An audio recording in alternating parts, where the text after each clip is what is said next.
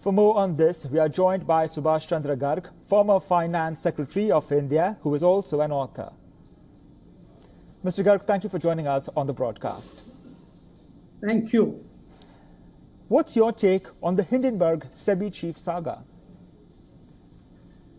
So this time, you see, the Hindenburg research report is a little different in the sense that this is targeting or aimed at the SEBI chief herself, whereas the earlier one was targeted against Adani Group companies for their doing what they called a con job in raising prices and things like that. So this is important qualitatively and has different implications.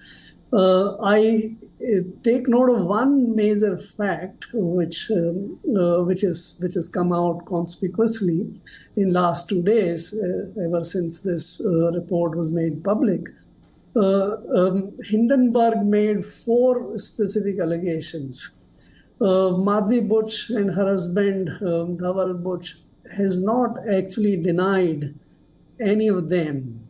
The 4 facts, the 4 allegations in a way are now kind of fact. The implications may be different, whether the investment in that offshore fund IPE had compromised Madhvi Buch's position, or did it suggest any special or proximate relationship with Adani's? Those are the questions which can be debated and investigated. Right. But what it establishes by fact is that she and her husband made the investment. So I think that's the qualitative difference this time. What impact will the Hindenburg SEBI controversy have, especially on foreign investors, and what steps must be taken to restore investor confidence in the wake of these allegations, Mr. Garg? So I assume that you're talking about foreign investors in the stock markets, what we know usually as the portfolio route. That's what is directly affected by what goes on in the stock markets and the regulator. That, in my judgment, crucially in my judgment, is not going to get adversely affected.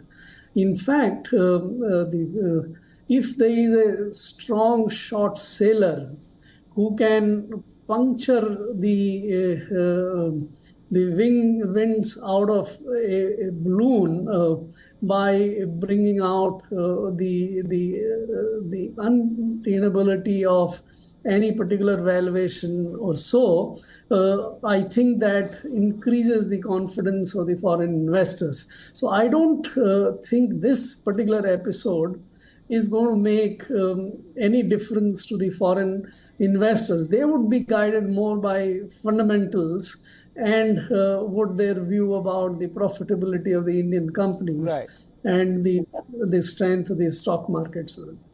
Do you also suggest any changes to SEBI's broader framework? See, if you mean the framework relating to the appointment of the chairperson or the board or the way it makes regulations, I think there are important implications, or the way the SEBI investigates the matter. I think I don't think there is any need for changing the appointment process or the formulation of the rules and regulations.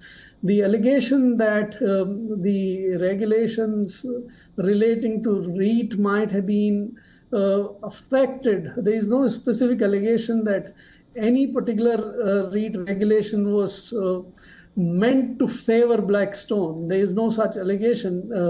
It's only an innuendo that her being sort of making the regulations while her husband is a vice president, a senior advisor in Blackstone, might have. So I don't think that requires any change. And if, as she says, that she has recused herself from these relating decisions. So I don't think framework is required to be changed. But one thing which comes out very prominently and I think requires attention is that the investigation into the Adani matter was entrusted to SEBI by by the Supreme Court. That investigation has not been completed in 1.5 years. Right. And there is a kind of direct or indirect